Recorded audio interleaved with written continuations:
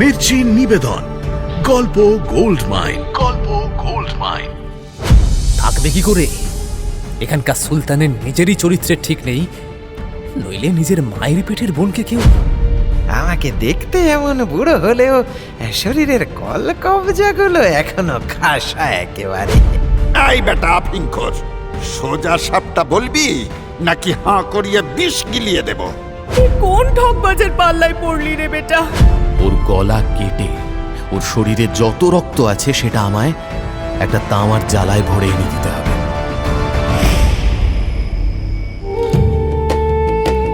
মির্চি গল্প gold mine শুনছেন আরব্য রজনী।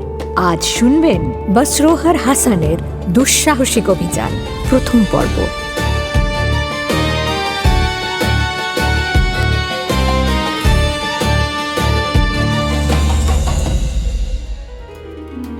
বেগম শেহরাজাদ শোনাচ্ছেন আশ্চর্য কালো ঘোড়ার কাহিনী। অসাধারণ এক শিল্পকর্ম এই ঘোড়া। কুচকুচে কালো আবলুস কাঠের এই ঘোড়াটি তৈরি করেছে পারস্যের এক বৃদ্ধ পণ্ডিত। সাধু উদ্দেশ্যে নয়, সেই ঘোড়া শাহেনশাহ সাবুরকে উপহার দিয়ে শাহজাদিকে শাদী করার স্বপ্ন দেখে। সেই স্বপ্ন ভেস্তে দিতে মাঠে নামে শাহজাদির দাদা শাহজাদা কামার আল আকামার। মোক্ষম সময় সে ঘোড়াটি নিয়ে আকাশপথে উধাও হয়ে যায়, পৌঁছে যায় ইয়েমেন দেশে। গোলেমালে গোলেমালে পীড়িত করে বসে দেশের শাহজাদি শামস আল নাহারের সঙ্গে। কিন্তু শাহজাদার আব্বা শাহেনশাহ সাবুর শাহজাদার শাদির ব্যাপারে উদাসীন। সে ব্যস্ত তার সালতানাতের আর 5টা কাজে। এমন অবস্থায় নিজেই নিজের পথ দেখে নেয় শাহজাদা। সে রাজকুমারী শামস আল নাহারকে তুলে আনে তার আব্বার বাগিচা মহলে। শাহজাদিকে সেখানে রেখে আব্বা শাহেনশাহ সাবুরের কাছে শাদির অনুমতি নিতে যায় শাহজাদা। অনুমতি মেলে এবং আব্বার অনুমতি নিয়ে শাহজাদিকে ঘরে তুলতে সে উপস্থিত হয় বাগিচা মহলে।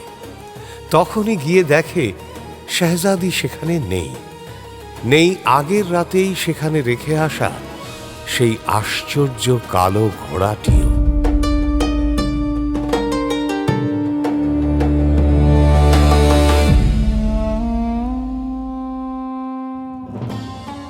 ঘোড়াটাও নেই, শেহজাদিও নেই। তার মানে দুটোর মধ্যে কোথাও একটা যোগসূত্র আছে।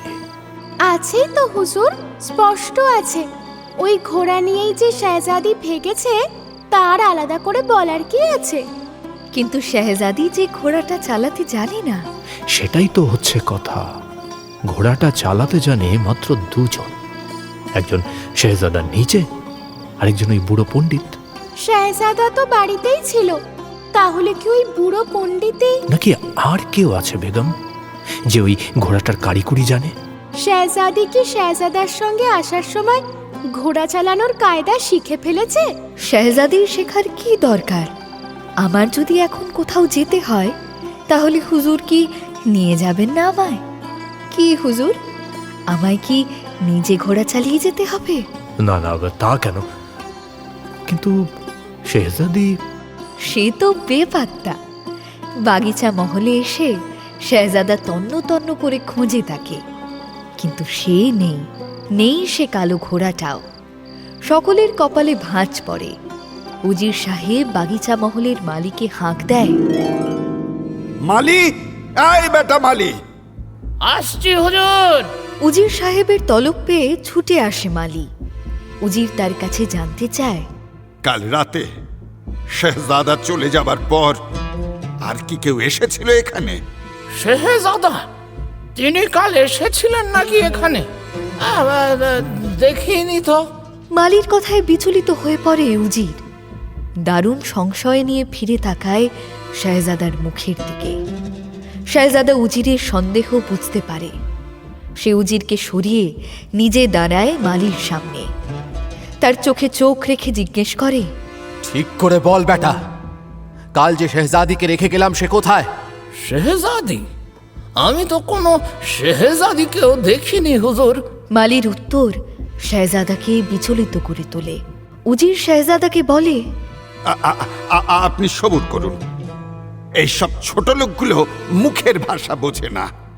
শাহজাদাকে সরিয়ে উজির আবার দাঁড়ায় মালির সামনে। কোনো কথা বলে না মুখে, সোজা সপাটে এক চর কষায় মালির গালে। মালি হাউ হাউ করে কেঁদে ওঠে। মালির ঘাটটা ধরে ভালো করে ঝাঁকিয়ে বলে, এই এই বেটা আফিংখোর, সোজা সাপটা বলবি নাকি হাঁ করিয়ে বিষ গিলিয়ে দেব? উজিরের তরপানিতেও কাজ হয় না। মালি হাত জোর করে কেঁদে বলে,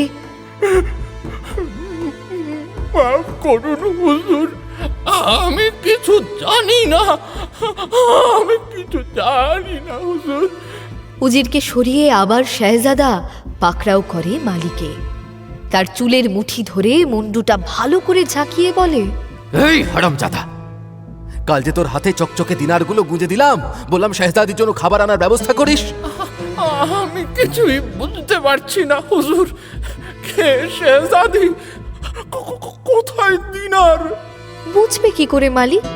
তার না বোঝার যথেষ্ট কারণ আছে। সেটা জানা যায় তার ঘরে গিয়ে। কোন আফিমের গুণে সে এমন বলছে, তাই খুঁজতে তার ঘরে যেতেই মালির সব জারিজুরি শেষ। ঘরে তখন তল্পি তল্পা সব বাঁধা ছাদা হয়ে গেছে। তার খাটের উপরে থলেতে কম করে 1000-5 মোহর রাখা। উজির সাহেব থলেটা খুলে দেখে সরাসরি জানতে চায় মালির কাছে, এগুলো কি?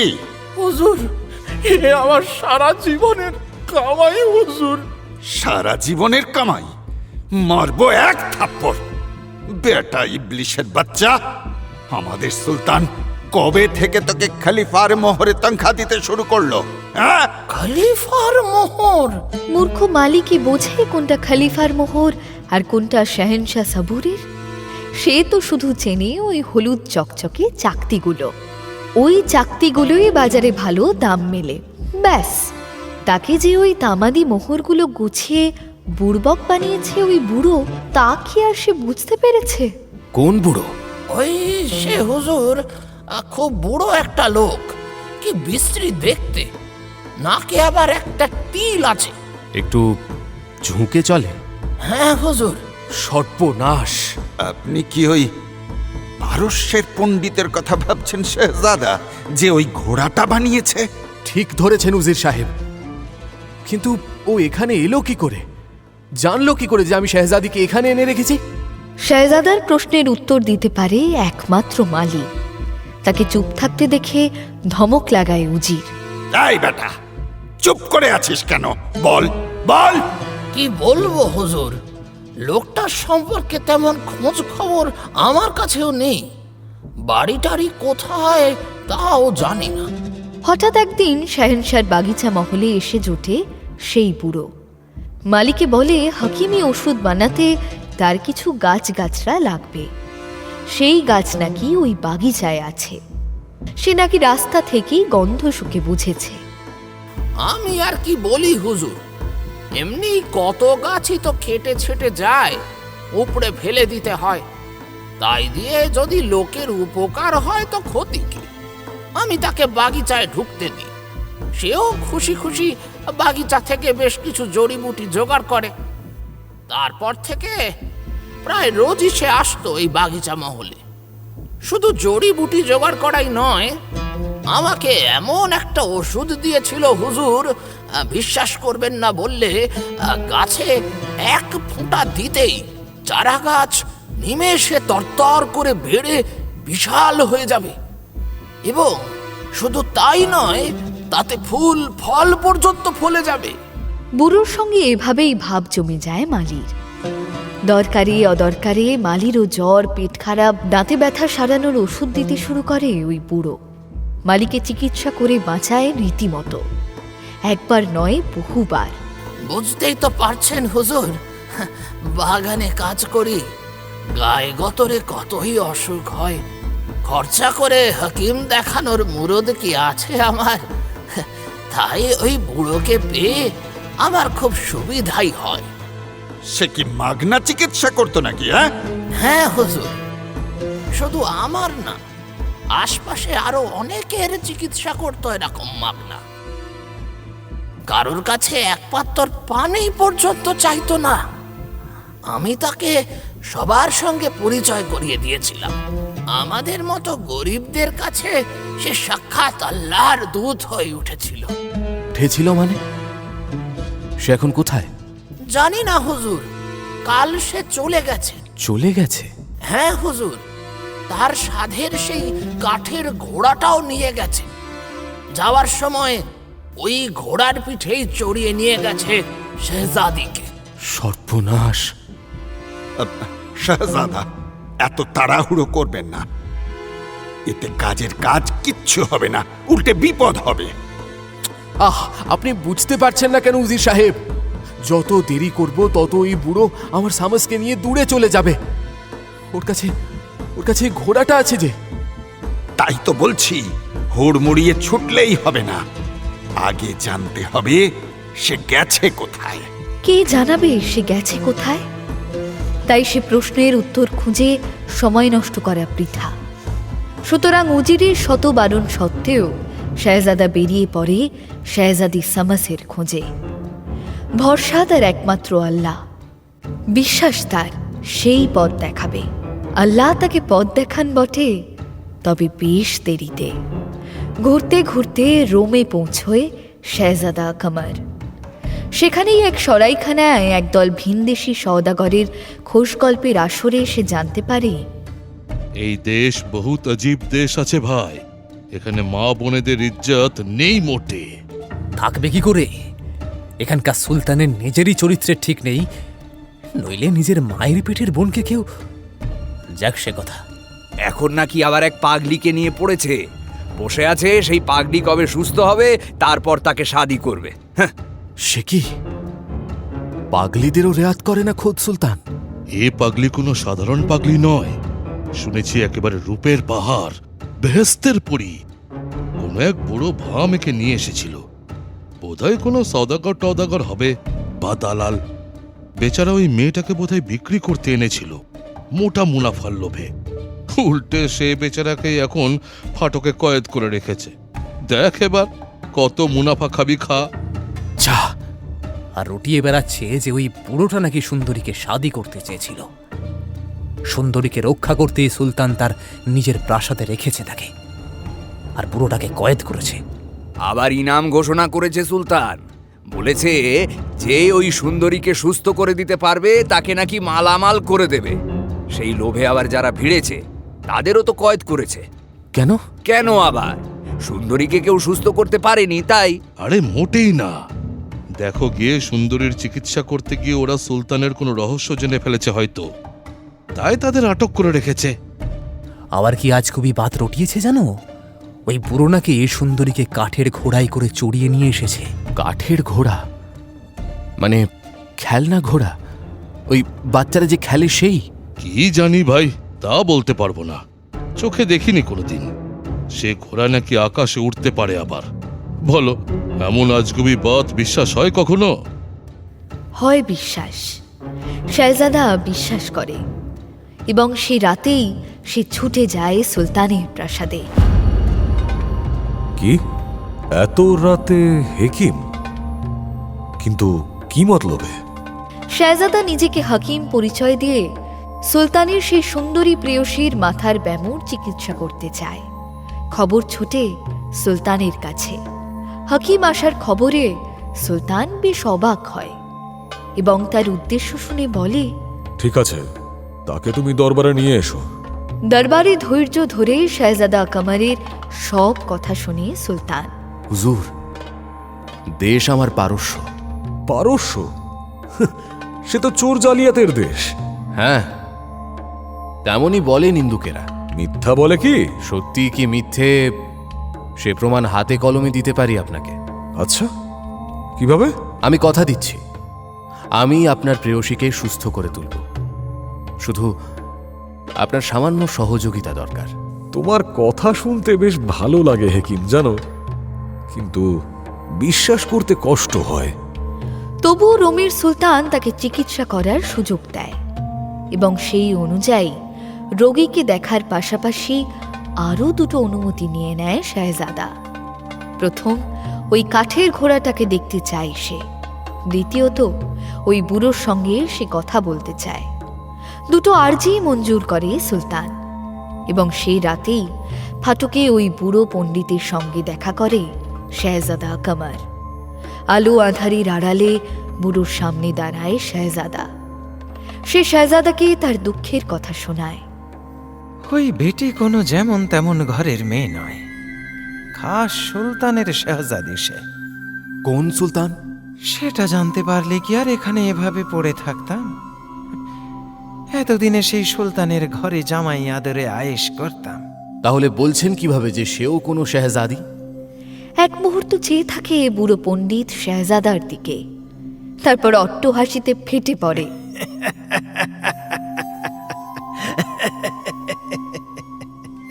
হাসি থামলে সে বলে, আমাকে দেখতে এমন বুড়ো হলেও শরীরের কবজাগুলো এখনো খাসা একেবারে। এই তোমাদের মতো জোয়ান মরদদের থেকেও ভালো। সে যদি শেহজাদি না হতো তাহলে কি তুমি তাকে তুলে আনতে শেহজাদা? তুলে এনে তোমার বাগিচা মহলে কি আর এমনি রাখতে? বুড়োর কথায় চমকে ওঠে শেহজাদা। সে তাকে চিনে ফেলেছে। ফাটকে থাকা আর নিরাপদ মনে করে না শেহজাদা। চারদিকে সুলতানের লোকজন ঘুরছে, কে কি শুনে ফেলবে কিছু বলা যায়? তখন তার পরিচয় গোপন রাখা দায় হয়ে যাবে।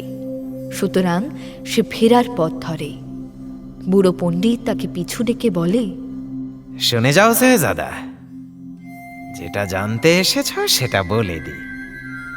মেয়েটা বেশ ভালোই বাছাই করে এনেছ তুমি। সে তোমাকে সত্যি ভালোবাসে। সেদিন আমি যখন তোমাদের ওই বাগিচা মহলে পৌঁছই তখন তুমি ছিলে না। খটকা লাগে আমার ঘোড়াটাকে দেখে। ওটা ওভাবে ফেলে যাওয়া উচিত হয়নি, তোমার লুকিয়ে রাখা উচিত ছিল। ওটাকে না দেখলে আমি এত কিছু করতাম না। কি করেছো তুমি? আর তো ইচ্ছে ছিল অনেক কিছুই। আমার যে অনেক দিনের সাদ সুলতান হওয়ার ইচ্ছে ছিল। তোমার বেহেনকে শাদি করে মাসনাদে বসবো, সেটা আর হতে দিলে কই? তাই কি শামসকে চুরি করে নিয়ে এলে? ওর নাম শামস বুঝি? নামটাও আমাকে বলেনি মেয়েটা। সেদিন তোমার নাম করে আমি ওকে বলি যে আমি তোমার খাস চাকর। আমাকে তুমি পাঠিয়েছ ওকে তোমাদের প্রাসাদে নিয়ে যাওয়ার জন্য। এমন তো কথা ছিল না। ও তো আমাকে কিছু বলে যায়নি। যথার্থ বলেছেন শেহজাদে, কিন্তু পরিবর্তিত পরিস্থিতির কারণে এমন ব্যবস্থা। কি পরিবর্তিত পরিস্থিতি? কি হয়েছেটা কি? স্পষ্ট করে বলো। আসলে হঠাৎ করে শাহেনশার তাবিয়ত খুব খারাপ হয়ে পড়েছে। একেবারে এই যায় সেই যায় অবস্থা। শেহজাদা সেখানেই আটকে গেছেন। আমাকেই তিনি পাঠালেন আপনাকে নিয়ে যাওয়ার জন্য। তিনি শাহেনশাকে আপনার কথা বলেছেন। শাহেনশাহ আপনাকে দেখার ইচ্ছে প্রকাশ করেছেন, আর হয়তো এটাই তার শেষ ইচ্ছে। পণ্ডিতের কথায় বিশ্বাস করে শেহজাদি শামস আর দেরি করে না, তার সঙ্গে বেরিয়ে পড়ে। কিন্তু আমরা যাব কি করে? কেন শেহজাদি? ওই ঘোড়াটায়? ওতে তোমার সঙ্গে কভি নেই। মালকিন, এখন জেদ করার সময় নয়। দেরি হলে হয়তো শাহেনশাহ। তাই বলছিলাম একটু যদি মানিয়ে নেন। তার সঙ্গে বেরিয়ে পড়ে। পণ্ডিতের কথায় ভুলে শেহজাদি চড়ে বসে কাঠের সেই ঘোড়ায়। পণ্ডিত তাকে নিয়ে উড়ে চলে রুমের দিকে। সে কিছু বলে না? চিৎকার করে না? চিৎকার করবে কেন? সে যে আমাকে বিশ্বাস করেছিল।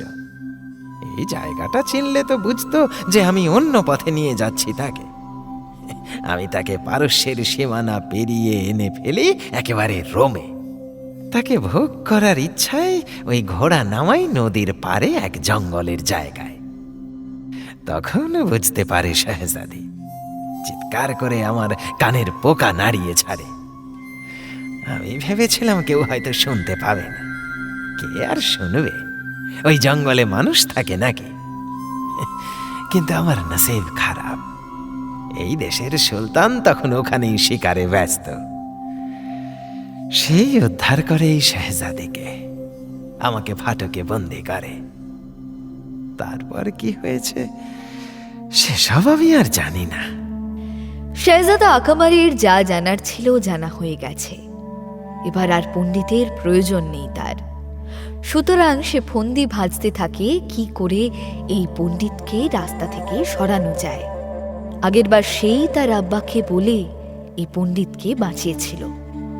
বড্ড ভুল করে ফেলেছিল সে, কিন্তু এবার আর রেয়াত করা যাবে না ওকে, একেবারে জানে খতম করে দেবে তাকে। কিন্তু কিভাবে? ফাটকে বন্দি ওই বুড়োটাকে খুন করতে গেলেই রক্ষীরা তাকে ধরে ফেলবে, আর তখন যদি ও শেহজাদার আসল পরিচয়টা বলে দেয় তাহলে আর রক্ষা নেই। এমন নানা চিন্তা নিয়ে শেহজাদা ফাটক থেকে ফেরে।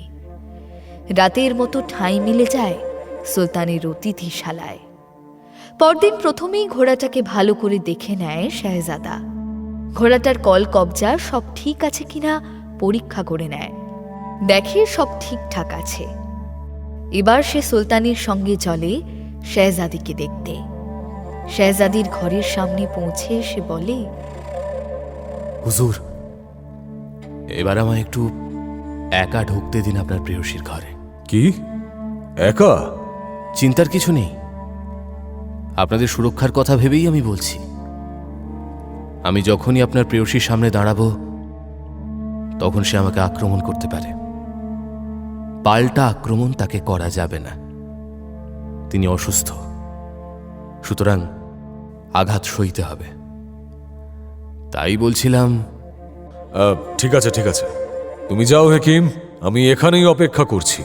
অনেক দিন পরে শেহজাদাকে পেয়ে শেহজাদি সামাস নিজেকে আর সংযত রাখতে পারে না, ছুটে এসে জড়িয়ে ধরে তাকে। শেহজাদা তাকে শান্ত করে বলে, এখনই নয় শেহজাদি, বুদ্ধি করে ভালো অভিনয় করেছ। এটা না করলে আমি কিছুই করতে পারতাম না। আর আর কটা দিন এই অভিনয়টা চালিয়ে যাও। আমি যেমন যেমন বলবো ঠিক তেমন করে যাও। কি করতে হবে আমায়? বিশেষ কিছুই না, কিছুক্ষণের জন্য অভিনয় বন্ধ রাখো। আমি সুলতানকে পাঠাচ্ছি, তার সঙ্গে স্বাভাবিক আচরণ করো, কিন্তু ভুলেও নিজের পরিচয় বলবে না। আর মনে রেখো, আমার পরিচয় আমি হেকিম। এই প্রথম তুমি দেখছো আমাকে। কি করতে চাও তুমি? সুলতানের বিশ্বাস অর্জন করতে চাই। কিভাবে? আমি সুলতানকে বলবো তোমায় আমি ওষুধ দিয়েছি, তাতে তুমি সাময়িক ভালো হবে। সেটা দেখে সুলতানের বিশ্বাস জন্মাবে আমার উপর। এরপর সুলতানকে বলে তোমাকে এই প্রাসাদের বাইরে বের করতে হবে, দূরে কোথাও যেতে হবে আমাদের, আর সেখান থেকেই আমরা পালাবো। শেহজাদার পরিকল্পনা মাফিক কিছুক্ষণ স্বাভাবিক আচরণ করে শেহজাদি। সুলতান ঘরে এলে তাকে কুর্নিশ করে উঠে দাঁড়ায়। এতেই সুলতান বিশ্বাস করে ফেলে ওই হাকিমকে। কিন্তু হুজুর, আসল চিকিৎসা যে এখনো করতে পারিনি, তার জন্য আপনার সাহায্য দরকার। কি সাহায্য হেকিম? আগে হুজুর, তার আগে বলি, আপনার প্রেয়সীর আসল রোগটা কি? আসলে তাকে জিন ভর করেছে। কি বলো কি? হ্যাঁ? জি হুজুর, আমি ওষুধ দিয়ে ওই জিনকে ঘুম পাড়াতেই আপনার প্রেয়সী সুস্থ হয়ে যান। আপনি দেখেছেন বোধহয়।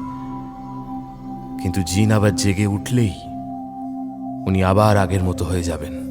যাবে কি বলছো হেকিম? ভাবো হয়ে গেছে, আবার আগের মতো বদ্ধ পাগল হয়ে গেছে সে। কিন্তু হুজুর, এই জিন ঘুম পাড়ানি ওষুধ তো বারবার দেওয়া যাবে না। বেশি দিলে আপনার প্রেয়সী অসুস্থ হয়ে পড়বেন। মাসে ওই একবারের বেশি এই ওষুধ দেওয়া যায় না। তাহলে? তার জন্যই তো আসল চিকিৎসাটা খুব দরকার। তোমায় আটকাচ্ছে কে? জি, কেউ না, শুধু মেহেরবানি করে দুটো ব্যবস্থা করে দিন আমায়। কি ব্যবস্থা? এই জিন তাড়াতে মানুষের রক্তের প্রয়োজন, তাও যার তার রক্তে হবে না। আপনার ফাটকে ওই যে বুড়োটা বন্দী হয়ে আছে, যে আপনার প্রেয়সীকে নিয়ে এসেছিল, ওর রক্তে কাজটা ভালো হবে। সে তুমি চাইলে এখনই পেয়ে যাবে। ওর গলা কেটে ওর শরীরে যত রক্ত আছে সেটা আমায় একটা তামার জ্বালায় ভরে এনে দিতে হবে। আমি ওষুধ বানাবো প্রথমে। ওই এক জাল রক্ত ফুটিয়ে একটা ছোট্ট বড়ি বানাবো। তারপর ওই কাঠের ঘোড়াটা আর শেহজাদিকে নিয়ে আমাদের একটু খোলা জায়গায় যেতে হবে, যেখানে ধারে কাছে মানুষের বসতি নেই। কেন? কারণ শেহজাদির শরীর থেকে যেই না জিন বেরোবে, সে প্রচণ্ড চটে যাবে। বুঝতেই পারছেন আপনি, নিজের ঘর থেকে কোনো মানুষকে তাড়িয়ে দিলে সে কেমন চটে যায় নিশ্চয়ই জানেন। এ তো আবার জিন, সে না জানি কি অনর্থ বাঁধিয়ে দেবে, তাতে লোকজনের ক্ষতিও হতে পারে। সে তো ওর ক্ষতি করতেই পারে, তাই না? মানে আমি বলছি, আপনার প্রেয়সীর কথা বলছেন তো? চিন্তা করবেন না, তাকে আমি রক্ষা করব, নিজের জান কবুল করে রক্ষা করব। আমি তার শরীর থেকে জিনটাকে বের করে ওই কাঠের ঘোড়াটার মধ্যে ভরে দেব, ঠিক। তারপর ওই ঘোড়াটাকে জ্বালিয়ে দিলেই ল্যাটা চুকে যাবে, জিন মরে যাবে। শুধু আপনার প্রেয়সীর দেহ থেকে জিনটা বের করে কাঠের ঘোড়ায় ভরার মাঝের ওই সময়টাই একটু ঝুঁকির। তখন জিনের সঙ্গে আমার লড়াই চলবে তো, যে কোনো বিপদ হতে পারে। আমি ভাবছি এটা করতে গেলে আবার বড় সড়ো কোনো বিপদ হবে না তো? হতে যে পারে না এমন কথা আমি হলপ করে বলতে পারি না হুজুর, তাই তো কাজটা দূরে কোথাও করতে চাইছি। সেদিনই জ্বালায় ভরে বুড়োর শরীরে রক্ত পৌঁছে দেওয়া হয় শেহজাদার কাছে। শেহজাদা রাতের অন্ধকারে পুরো রক্তটা ঠেলে দেয় নালিতে। পরদিন লোক লস্করের সঙ্গে স্বয়ং সুলতান শেহজাদি ও শেহজাদাকে নিয়ে বেরিয়ে পড়ে জিন তাড়াতে। সঙ্গে থাকে কাঠের ঘোড়াটা। পারস্যের সীমানার একেবারে লাগোয়া একটা জায়গায় এসে পৌঁছতে লেগে যায় 4 দিন। সুলতান তার উজিরদের সঙ্গে পরামর্শ করে ওই জায়গাটাই পছন্দ করে। তাতে যদি দুর্ঘটনা কিছু ঘটে, তার প্রভাব পড়বে অন্য দেশে। শেহজাদার তাতে লাভই হবে।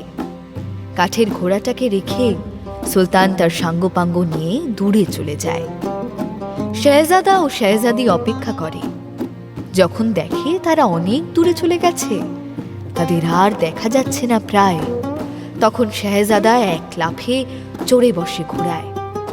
শেহজাদিকে এক হ্যাচকা টানে তুলে নেয় কোলে। তারপর বোতামি চাপ দিয়ে সোজা মিলিয়ে যায় আসমানে। তাদের ওভাবে আসমানে যেতে দেখে ফেলে সুলতান ও তার লোকজন। তারা ছুটে আসে, কিন্তু কিছুই পায় না। বোধহয় জিনটা দুজনকে নিয়েই চলে গেছে, বুঝলে? ওদের আবার মেরে না ফেলে। জিন থাকলে তো মারবে। জিন কোথায়? সবই তো শেহজাদা কামার আলা কামার ও শেহজাদি সামাস আল নাহারের ষড়যন্ত্র। তারা দুজনে তখন ঘোড়ার পিঠে চড়ে চলেছে পারস্যের প্রাসাদের দিকে। তারপর আর কি হুজুর? শেহজাদি ও শেহজাদার বিয়ে হয়। তারা দুটিতে সুখে শান্তিতে সংসার করে। মানে এখানেই শেষ তোমার এই কাহিনী? কিন্তু রাত তো এখনো বাকি, ঢের সময় আছে এখনো। শুরু করো নতুন কাহিনী। জি হুজুর।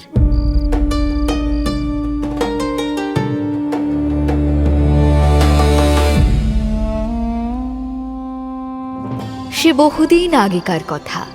পারস্য ও খোরাসানের সম্রাট ছিল সম্রাট কিনদামির। তার আমলে দুনিয়ার সেরা সম্রাট ছিল সে। যেমন যোদ্ধা তেমনই পণ্ডিত। অমন সম্রাট ইতিহাসেও খুব কম এসেছে। সম্রাটের নানা গুণের মধ্যে একটা বিশেষ গুণ ছিল মনে রাখার ক্ষমতা। সে একবার যা শুনত হুবহু মনে রাখতে পারত। দ্বিতীয়বার তাকে বলতে হতো না। সম্রাটের রাতে ঘুম না এলে সে গল্প শুনতে পছন্দ করত, অনেকটা আপনার মতো। গান বাজনা শরাব মেয়ে মানুষ কিছুতেই মন ভরত না তার, শুধুই গল্প। এর একটা কারণ ছিল। তার দরবারেই স্থায়ী আসন ছিল সেকালের দুনিয়ার সেরা কথক আবু আলীর। আবু আলী ছিল কথার জাদুকর। গান বাজনার চেয়েও মায়াবী তার গল্প। এমনও হয়েছে যে আবু একটা গল্প শুরু করেছে, পরে গোটা বছর ঘুরে গেছে, তবু শেষ হয়নি সে গল্প। তার গল্পের ভাণ্ডার কোনো দিনও ফুরত না। কিন্তু হুজুর, আল্লাহর নিয়মের অন্যথা হয় না। সুতরাং একদিন শেষ হয় আবুর ভাণ্ডার।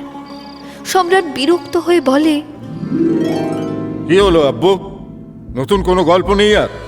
কি আর শোনাই আপনাকে হুজুর, যেটাই শোনাতে যাই সেটাই তো দেখি আপনার জানা। হড়হড় করে বলে দিচ্ছেন শেষটা। এ আমায় তুমিই বলেছ বলেই জেনেছি। এক গল্প কতবার শোনাব? এই তো বড় মুশকিল হলো তাহলে। মুশকিলের কি আছে? শোনো, যদি তুমি গল্প শোনাতে পারো তো ঠিক আছে, আর যদি না পারো তো যাও, ফিরে যাও। দরকার নেই আমার তোমাকে। ফিরে নিজের গাঁয়ে গিয়ে শাক রুটি খাও আর বিবি বাচ্চাদের নিয়ে ফুর্তি করো। দুনিয়ার সেরা কথক আবু আলী সম্রাটের এমন কথা হজম করে কি করে? তার ইজ্জতের দফা রফা হয়ে যাচ্ছে যে। তাই সে নিজেকে প্রমাণ করতে উঠে পড়ে লাগে। সম্রাটকে সে বলে, হুজুর, গুস্তাখি মাফ। আমি আপনাকে এমন একটা গল্প শোনাতে পারি যেটা আমি কেন অন্য কোনো কথকও জানে না। বাহ, এই তো চাই। তাহলে শুরু করো, শুরু করো। শুরু তো করব হুজুর, কিন্তু তার আগে আমার একটু সময় চাই। সময়? তা সে নাও না, নাও, সময় নেবে নাও।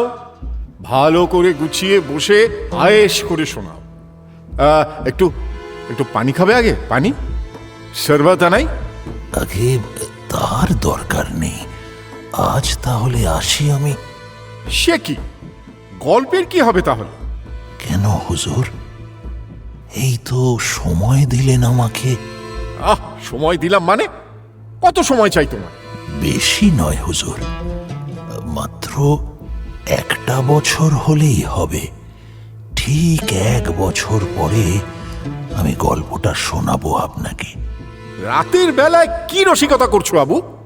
রসিকতা কোথায় করলাম হুজুর, আপনিই তো সময় দিলেন আমায়। সম্রাট বোঝে বেকার ঝগড়া করে লাভ নেই। একবার সে যখন বলে দিয়েছে সময় নেবে নাও, তখন এই 1 বছর তাকে অপেক্ষা করতেই হবে, নইলে নিজের কথার খেলাপ করা হবে। কিন্তু আবু, আমার শর্ত মানতে হবে তোমায়। কি শর্ত হুজুর? শর্ত হলো এই 1 বছর তুমি ঘর থেকে বেরোতে পারবে না। হ্যাঁ, এই প্রাসাদেই থাকতে হবে তোমায়। প্রাসাদে, নিজের ঘরে, আমার অনুমতি ছাড়া 1 পাও নড়া চলবে না। একমাত্র খুব দরকার পড়লেই তোমায় ছাড়বো আমি, তাও দরকারের গুরুত্ব বিবেচনা করে। পালিয়ে যাব ভাবছেন হুজুর? না না, আপনার কবল থেকে পালিয়ে যাব কোথায়? দুনিয়ার যেখানে গিয়ে লুকোই আপনি ঠিক ধরে ফেলবেন। তা নয় আবু, তা নয়। আমি চাই এই সময়টা তুমি ঠিক মতো ব্যবহার করো। শুধুমাত্র গল্প তৈরিতে মনোযোগ দাও, অন্য সব কিছু বাদ দিয়ে দাও তুমি। কিন্তু বাদ দিলে চলে কি করে? নতুন গল্প শোনাতে হলে তো বেরোতে হবে তাকে, গল্পটা জোগাড় করে আনতে হবে তো। ঘরে বসে বসে কি আর গল্প বানানো যায়?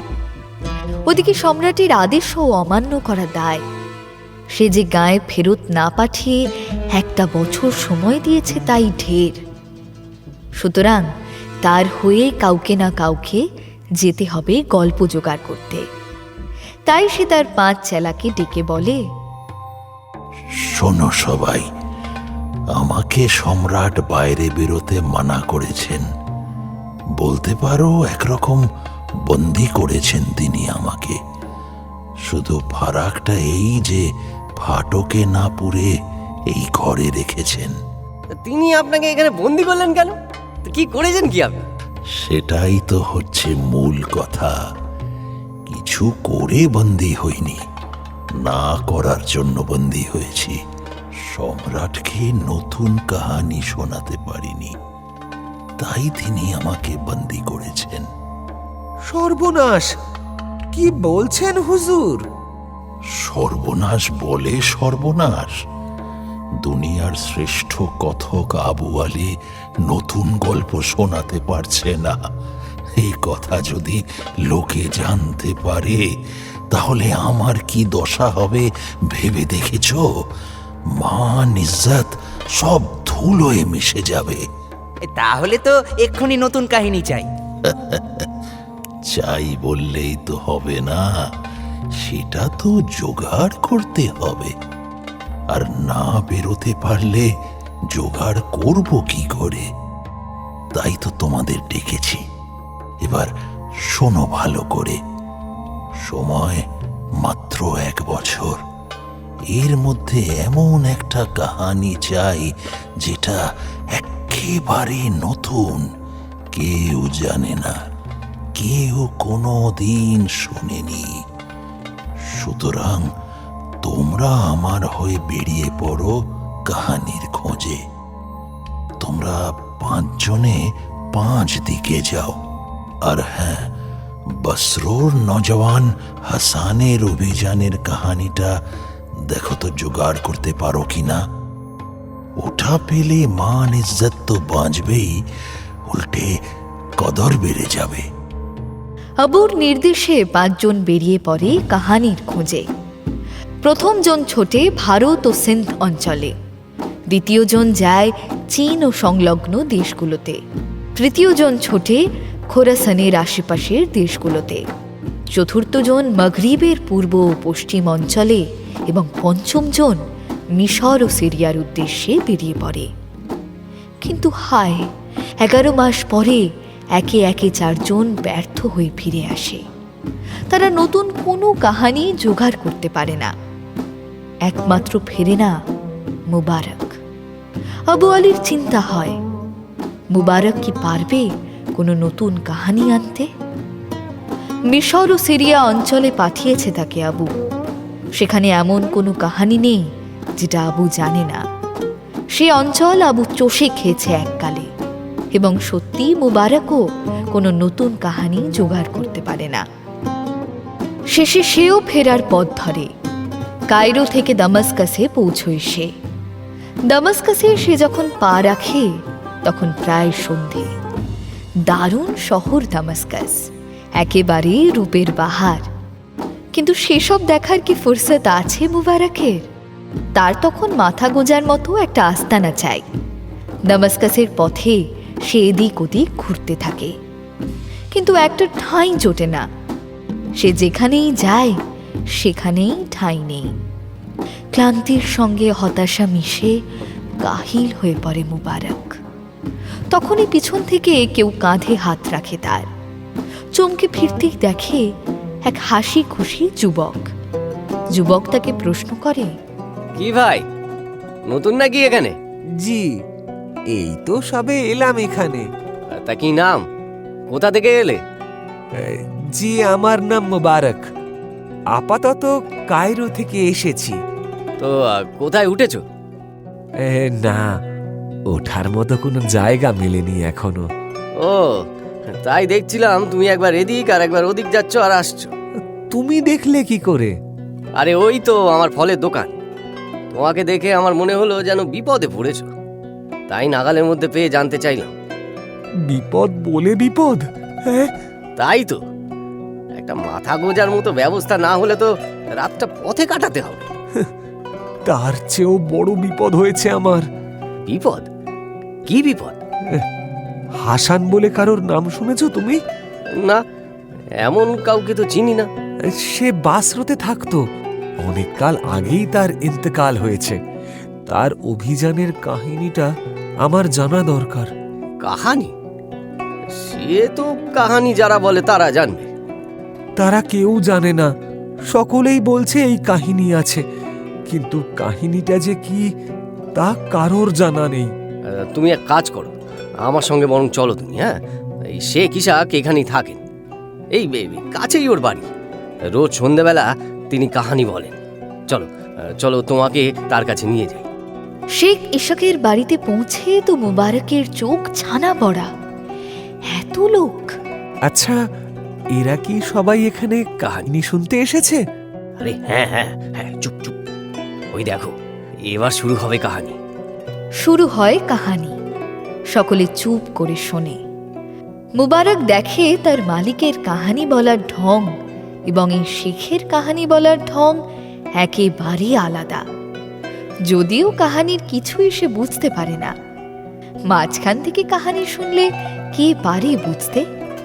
শেখ সাহেব তো এই কাহানি শুরু করেছেন দিন কতক আগে। মুবারক তখন কোথায়? দেখতে দেখতে সন্ধে গড়িয়ে রাত হয়ে যায়। সেদিনও কাহানি আর শেষ করতে পারে না শেখ সাহেব। তার আগেই মেহফিল ভেঙে দিতে হয়। সকলে একে একে বিদায় নেয়। মুবারক দাঁড়িয়ে থাকে। প্রায় ফাঁকা হয়ে এলে শেখ সাহেবের নজরে পড়ে মুবারক। শেখ সাহেব তাকে হাতছানি দিয়ে ডেকে জিজ্ঞেস করে, কি বেটা, কিছু বলবে? কাহানি নিয়ে কোনো সওয়াল আছে বুঝি? আগে হুজুর, আমি খোরসান থেকে এসেছি। আমার নাম মুবারক। আমার ওস্তাদের নাম আবু আলী।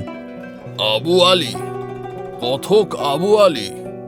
জি হুজুর। তিনি তো বিখ্যাত ব্যক্তি। আসলে আমি তারই একটা কাজে নাজেহাল হয়ে পড়েছি, আর তাই অনেক আশা নিয়ে আপনার কাছে এসেছি হুজুর। কি কাজ? তিনি আমায় ওই বাসরোর হাসানের দুঃসাহসিক অভিযানের কাহিনী জোগাড় করে আনতে বলেছেন, আর আমি প্রায় 1 বছর ধরে সেই কাহিনীর সন্ধানে ঘুরছি হুজুর। কিন্তু জানেন, আজ পর্যন্ত কেউ সে কাহিনী আমায় বলতে পারেনি। আল্লাহ তোমাকে ঠিক জায়গায় পাঠিয়েছেন বেটা। এই কাহানি আমি জানি। খুব ছোটবেলায় এই কাহানি শুনেছিলাম এক বৃদ্ধ ফকিরের কাছে। শেখ ইশাক বাসরোর হাসানের দুঃসাহসিক অভিযানের কাহানি শোনাতে শুরু করে। 7 দিন 7 রাত ধরে চলে সে কাহানি। মুবারক কাহানির প্রত্যেকটা অক্ষর খুব যত্নে লিখে নেয়। শেখ ইশাকের গল্প বলা শেষ হলে মুবারক আর অপেক্ষা করে না। সে খোরাসানের পথ ধরে। এর ঠিক 10 দিন পরে আবু আলীকে দেওয়া সেই 1 বছর সময় শেষ হলে আবু হাজির হয় সম্রাট কিন্দামিরের কক্ষের দরজায়। আরে আবু, গুটি গুটি পায়ে ঠিক এসে জুটেছ দেখছি। হ্যাঁ, আসবো না হুজুর, 1 বছর শেষ হলো যে আজ। এখনো হয়নি, কিছুক্ষণ বাকি আছে। তা সে যাই হোক, নিজে এসেছো যখন, তখন আশা করি নতুন গল্প নিয়েই এসেছো। জি হুজুর, তা এনেছি বটে। তা বেশ। ওহ, আমিও ওই 1টা বছর কোনো কাহিনী শুনিনি। কত রাত আমি ঘুমাতে পারিনি জানো। কিন্তু কি করি, তোমাকে তো আর ডাকতে পারিনি। ছুটি দিয়েছি যে তোমাকে। আর ডেকেও লাভ হতো না হুজুর, সেই তো পুরনো গল্পগুলোই শোনাতাম। আচ্ছা, বেশ বেশ, শোনাও শোনাও, তোমার নতুন গল্প শোনাও। জি হুজুর, যেমন আপনার মর্জি। আমি যে কাহানিটা শোনাবো সেটা এক অভিযানের কাহানি, এক দুঃসাহসিক অভিযান, এক বিচিত্র অভিযান। এই অভিযানের নায়ক বসরোর সুন্দর, বুদ্ধিমান, বিচক্ষণ এবং সাহসী যুবক হাসান। তার আব্বা আম্মির একমাত্র সন্তান এই হাসান। তার আব্বার ধন সম্পদ কিছু কম ছিল না, তাই হাসানকে কোনোদিন কোনো কষ্ট পেতে হয়নি প্রথম জীবনে। কষ্ট শুরু হয় তার আব্বা মারা যাওয়ার পর। ঠিক মারা যাওয়ার পরই নয়, যতদিন আব্বার রেখে যাওয়া ধন সম্পদ ছিল ততদিন বেশ আয়েশ করেই কাটায় সে। তারপর একদিন সেগুলো ফুরোয়, শুরু হয় কষ্টের জীবন। বেটার দুর্দশা দেখে আম্মির মায়া হয়। এক রাতে আম্মি তার গয়না বেটার হাতে তুলে দিয়ে বলে, এগুলো বিক্রি করে যা হয় তাই দিয়ে একটা দোকান খোল, অন্তত দানা পানিটা তো জুটবে জীবনভর। কিন্তু আমি এগুলো তোমার, এগুলো আমি নিয়ে কি করে বলো তো? বারে, তুই বুঝি খালি বাপের বেটা, আমার কেউ নোস? তা কেন আম্মি, আমি আগে তোমার বেটা, তারপরে বাপের। আমার আব্বাকে সেটা তুমি না চেনালে চিনতেই পারতাম না। তাহলে বাপের সম্পত্তি নিতে লজ্জা হলো না, আর আমারটা নিতে লজ্জা কিসের তোর? লজ্জা নয় আম্মি, বলছিলাম যে দোকান খুলে বসলেই তো আর হবে না, দোকান চলতে হবে। যদি না চলে তখন তো সব বরবাদ হয়ে যাবে, মাঝখান থেকে তোমার সম্পত্তিগুলো সব নষ্ট হবে আম্মি। হলে হবে, তাই ভেবে হাত গুটিয়ে বসে থাকলে তো আর হবে না। চেষ্টা করলে কি সফল হওয়া যায় নাকি সব সময়? তাই বলে কি চেষ্টা করব না? আম্মির সঙ্গে কথায় পেরে ওঠে না হাসান। শেষে আম্মিরই জয় হয়। আম্মির গয়নাগুলো বিক্রি করে একটা শ্যাকরার দোকান খোলে হাসান বসরুর বাজারে, এবং প্রথম দিন থেকেই ভিড় হতে থাকে দোকানে। এমন নয় যে তার দোকানের গয়না অন্য দোকানের থেকে ভালো বা আলাদা কিছু। ভিড়ের আসল কারণ সে নিজে। তার রূপে মুগ্ধ হয়ে খদ্দেররা এসে জোটে তার দোকানে। দোকান জমে ওঠে। একদিন এক পার্সি এসে জোটে তার দোকানে। হাসানকে তার ভালো লেগে যায়। সে ঘন ঘন আসা শুরু করে, কেনাকাটার জন্য নয়, গল্পগুজব করার জন্য। দিন আসে দিন যায়, পার্সির সঙ্গে ভালো ভাব জমে যায় হাসানের। পার্সি মাঝে মাঝে যেচে হাতে হাতে সাহায্য করতে শুরু করে হাসানকে। হাসান দেখে লোকটা আর যাই হোক চোর নয়। হাসানও বিশ্বাস করতে শুরু করে তাকে। একদিন দোকান বন্ধ করে ফেরার সময় পাকড়াও করে তাকে পার্সি। কি চাই? তোমার সুরত এবং আদব কায়দা খুব ভালো লেগেছে আমার। আমার নিজের কোনো সন্তান নেই, তোমাকে আমি দত্তক নিতে চাই। তুমি কি রাজি? ভাবতে চাইলে সময় নাও যত ইচ্ছে, কিন্তু যা বলবে ভেবে বলো। কিন্তু সন্তান তো অনেকেরই থাকে না চাচা, তাই বলে দত্তক নিতে হবে কেন? দেখো বেটা, সারা জীবন ধরে যে বিদ্যা আমি শিখেছি তা আমার মরার সঙ্গে সঙ্গেই মুছে যাবে, এ ব্যথা আমি সইতে পারছি না। সেই কারণেই আমি তোমাকে দত্তক নিতে চাই। শিখিয়ে যেতে চাই আমার গুপ্ত মন্ত্র, আর দিয়ে যেতে চাই আমার সমস্ত সঞ্চিত সম্পদ, ধন দৌলত, সবকিছু। পার্সির প্রস্তাবে রাজি হয়ে যায় হাসান। কবে আমাকে দত্তক নেবেন আপনি? কালই। কাল আমি আসব। ভালো থেকো বেটা। কি সর্বনাশ! পার্সি, এ তুই কি করলি? পার্সিরা তো সব চোর জোচ্চোর হয় বলে শুনেছি। ছি মা, এমন বলে না। খুঁজলে তুমি সব জাতের মধ্যেই চোর চোর পাবে, পার্সিরা তো আলাদা করে কিছু নয়। আরে আরে, ওদের জন্মের ঠিক আছে নাকি? আম্মি, তুমিও দেখছি আর সকলের মতোই কথা বলছো। বলবো না তো কি? সবাই কি বোকা না শয়তান যে ওদের সম্পর্কে খারাপ খারাপ কথা বলবে? আম্মি, তুমি যা ভাবছো তা একদম নয় গো। তুমি দেখোনি বলেই বলছো। উনি খুব ভদ্র মানুষ, সবসময় মাথায় কুফি আর হাতে কিতাব নিয়ে ঘোরেন। এমন ধার্মিক মানুষ আর আমি দ্বিতীয় কাউকে দেখিনি গো। অবশেষে বেটা আম্মির তর্কে বেটারই জয় হয়। পরদিন যথারীতি দোকান খুলে বসে হাসান অপেক্ষা করতে থাকে। একটু বেলার দিকে আসে সেই পার্সি। হাসান তাকে বসায়। সে একটু গুছিয়ে বসে প্রথমেই জানতে চায়, আচ্ছা বেটা, একটা জিনিস জানা হয়নি, তুমি শাদী করেছো? জি না, আমি যদিও রোজই একবার করে বলছে, মেয়েও নাকি দেখে রেখেছে, কিন্তু বেশ বেশ, শাদী করলে আমার বিদ্যা তুমি শিখতে পারতে না। তাহলে আর দেরি কেন, শুরু করি? আলবাত। আচ্ছা, তোমার কাছে তামার কিছু আছে? জি হুজুর। হাসান আবার একটা রেকাবি এনে দেয়। রেকাবিটা ঘুরিয়ে ফিরিয়ে দেখে পার্সি বলে, তোফা, খুব ভালো, এটাতে দারুণ হবে। এবার এক কাজ করো, এটাকে কুচি কুচি করে কেটে ফেলো দেখি। পার্সির কথা মতো রেকাবিটা কুচি কুচি করে ফেলে হাসান। টুকরোগুলো দেখে খুশি হয় পার্সি। তারপর বলে ওগুলো ধাতু গলানোর পাত্রে রেখে গলিয়ে ফেলতে। হাসান টুকরোগুলো ধাতু গলানোর পাত্রে নিয়ে গলিয়ে ফেলে। পার্সি এবার উঠে এসে ঝুঁকে পড়ে দেখে গলানো ধাতুটা, তারপর হাতের কিতাবটা খুলে বিড়বিড় করে মন্ত্র পড়তে শুরু করে। হক বম বাবাম বম, হক বম বাবাম বম। आजा आजा सूरज का रोशनी, आजा आजा आजा। ওরে শয়তান বেহাদ বাতুর বাচ্চা, আসবি কিনা বল সচ্চা, না আসলে পিটিয়ে খাল দেব গুটিয়ে। হক বম বম বম। সোনা হ সোনা হ সোনা।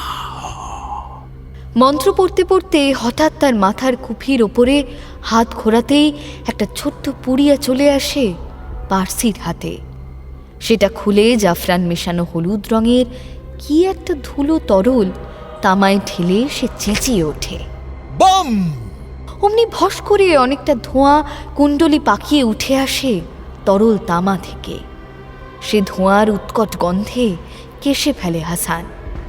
বুকের ভেতরে কেমন একটা চাপ অনুভব করে। কাশির দমকে চোখে পানি চলে আসে। নাকাল হয়ে পড়ে সে। সামলাতে একটু সময় নেয় হাসান। সামলে নিয়ে ধাতুর পাত্রের দিকে দেখতেই চমকে ওঠে হাসান। আরে আরে এটা কি? এটা তো সোনার তাল। সোনার তালটা হাতে তুলে নেয় হাসান। ভালো করে ঘুরিয়ে ফিরিয়ে দেখে। নিজের চোখে যেন বিশ্বাস করতে পারে না সে। পার্সি মুচকি হেসে বলে, কি দেখছো কি? পরখ করবে না? হাসান ভ্যাবাচাকা খেয়ে যায়। বোকার মতো পার্সির মুখের দিকে একবার তাকিয়ে নিয়ে কোষ্ঠী পাথরটা বের করে। তালটাকে সেটাতে ভালো করে ঘষে ঘষে পরীক্ষা করে বলে, এটা তো সোনা, খাঁটি সোনা। এত সোনা দোকানে রাখা ঠিক নয়। যাও, এটাকে বিক্রি করে দিনার নিয়ে এসো। দিনারগুলো বাড়ি নিয়ে যাও, দোকানে রেখো না, চুরি হয়ে যাবে। কিন্তু কে কিনবে এত সোনা? তাও গয়না নয়, স্রেফ তাল। যারা কেনার তারাই কিনবে, তোমাকে শুধু তাদের কাছে যেতে হবে। কোথায়? ওই বন্দরে। ওখানে ভিনদেশি বহু সওদাগর আছে, ওরাই কিনে এসব। হাসান দোকান বন্ধ করে ছোটে বন্দরে। বেশি বেগ পেতে হয় না। এক সওদাগর তার সোনাটা কিনে নেয় 2000 দিনারে। 2000 দিনার? অনেক দিন পরে এতগুলো দিনার একসঙ্গে দেখে হাসান। ওগুলো নিয়ে সে আর দোকানে ফেরে না। থাক দোকান বন্ধ। সে সোজা ছুটে বাড়ি ফিরে আম্মির হাতে তুলে দেয় দিনারগুলো। হায় আল্লাহ, এত দিনার তুই কোথায় পেলি? মুনাফা হয়েছে আম্মি। কি একদিনে এত? কি এমন সওদা করলি যে একদিনে এত মুনাফা হলো? হাসান দেখে আম্মির কাছে লুকিয়ে লাভ নেই। জুৎসই উত্তর না পেলে ঘ্যান ঘ্যান জুড়ে দেবে, তখন বাড়িতে টেকা দায় হয়ে যাবে। তাই সে সব সত্যি কথা খুলেই বলে। হায় হায়, এ কোন ঠকবাজের পাল্লায় পড়লি রে বেটা? এর জন্য তো তোকে একদিন ফাটকে ধরে নিয়ে যাবে কোতোয়াল। তামাকে সোনা বানিয়ে বিক্রি করা? তামা কোথায় আম্মি?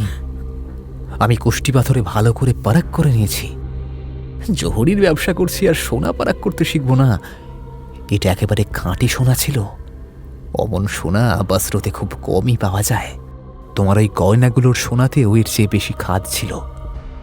কিন্তু বেটা, যদি ওই সোনা আবার তামা হয়ে যায়, আসলে তো ওটা সোনা নয়। আরে তুমি এত চিন্তা করছো কেন? যে সওদাগর নিয়েছে সেও তো পারাক করে নিয়েছে। শোন বেটা, আমার কথা শোন, বেশি লোভ করিস না। ওই পার্সিদের কিন্তু বহুত বদনাম আছে বাজারে। তুই নির্ঘাত কোনো ঠক জোচ্চরের পাল্লায় পড়েছিস বেটা। ওই যে বলছিস যে মাথায় কুফি হাতে কিতাব, ওসব কিন্তু ভরং। হ্যাঁ, ভয় পেও না আম্মি, আমিও শেয়ানা কম নই। আমার কাছে ভরং টিকবে না। ওগুলো আমাকে শেখাতে এলেই আমি বুঝে যাব লোকটা কেমন, আসলেই নাকি চালি। পরদিন রসুই ঘর থেকে হামানদিস্তাখানা নিয়ে দোকানে হাঁটা লাগায় হাসান। আম্মি পিছন থেকে চিৎকার করে ওঠে, ওরে ওটা নিয়ে চললি কোথায়? হাসান কোনো উত্তর দেয় না, শুধু হাত নাড়িয়ে ইশারায় আম্মিকে থামতে বলে। দোকানে এসেই হামানদিস্তাটা একপাশে রেখে বেচা কেনা শুরু করে, কিন্তু কাজে মন বসে না তার। বারবার ভুল হতে থাকে হিসেবে। বেশ বেলা করে পার্সি আসে দোকানে। তাকে দেখেই উসখুস করতে শুরু করে হাসান। খদ্দেরদের বিদায় করতে উঠে পড়ে লাগে। পার্সি দোকানের এক কোণে শান্ত হয়ে বসে দেখতে থাকে হাসানের কীর্তি। কখনো সে হাসে, কখনো আবার তার চোয়াল শক্ত হয়ে ওঠে। হাসান তাকে আর চোখে মাপতে থাকে। বহু কষ্টে খদ্দেরদের সামলে দোকান ফাঁক করতে সময় লাগে হাসানের। দোকান ফাঁকা হলে সে যেন হাঁপ ছেড়ে বাঁচে। পার্সি হামানদিস্তাটা দেখিয়ে নিজেই তাকে জিজ্ঞেস করে, ওটা তো হেঁসেলে থাকার জিনিস, দোকানে এনেছো কি করতে? হাসান হামানদিস্তাটা হাতে করে এগিয়ে দিয়ে বলে, দারুণ পিতল, বেশ ভারীও। এটাকে সোনা করা যাবে না? হাসানের কথা শুনে হেসে পার্সি বলে, আমি জানতাম তোমার লোভ হবে। এখন তোমার মধ্যে এই লোভ থাকা স্বাভাবিকও, কিন্তু বেটা, এই লোভ থাকলে আমার এই বিদ্যা শিখতে পারবে না। আগে লোভকে জিততে হবে। সবকিছুর একটা সময় আছে, ধৈর্য ধরতে হবে তার জন্য, তবেই এই বিদ্যা তোমার আয়ত্তে আসবে। আর যদি লোভী মন নিয়ে শেখো বা এর অপব্যবহার করো, তাহলে কিন্তু মারাত্মক খেসারত দিতে হবে তোমাকে। এটা কি সত্যি ওই পার্সি বলেছিল বেগম? কোনটা হুজুর? এই যে সব কিছুর একটা সময় আছে, ধৈর্য ধরতে হবে তার জন্য। এমনটাই তো আছে কাহানিতে। আপনার কি কোনো সন্দেহ হচ্ছে হুজুর? হচ্ছে বলেই তো বলছি। আমার কেমন যেন মনে হচ্ছে এই উপদেশটা আমার জন্য। ভোর হয়ে আসছে দেখে আগে ভাগে জুড়ে দিয়েছ তুমি, যাতে তোমাকে প্রশ্ন না করি আর। তার মানে এটা নেই ওই কাহানিতে? তাহলে আমার কাহিনী শোনার কি দরকার হুজুর?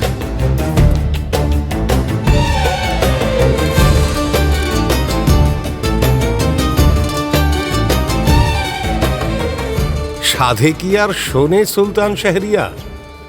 যে শোনে সে জানে কেন শোনে, কিন্তু তাতে বেগামের কি? সে তো আর বোঝে না শ্রোতার মন। বুঝলে কি আর রোজ রোজ অর্ধেকটা বলে থেমে যেত? কাহানি শেষ করেই থামত। যাই হোক, কি আর করা যাবে, আবার অপেক্ষা।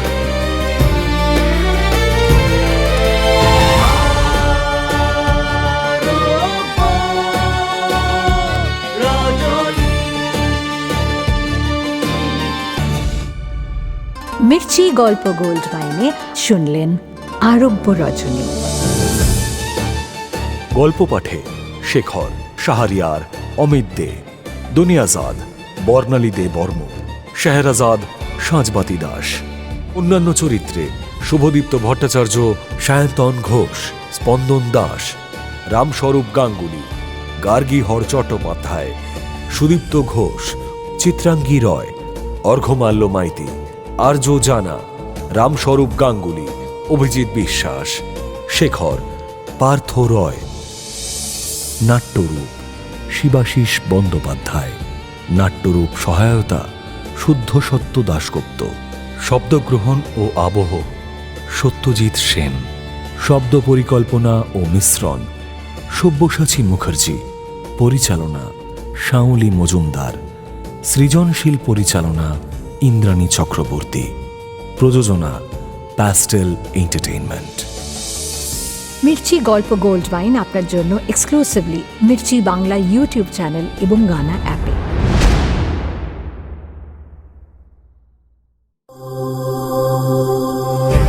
মির্চি নিবেদন গল্প গোল্ড মাইন।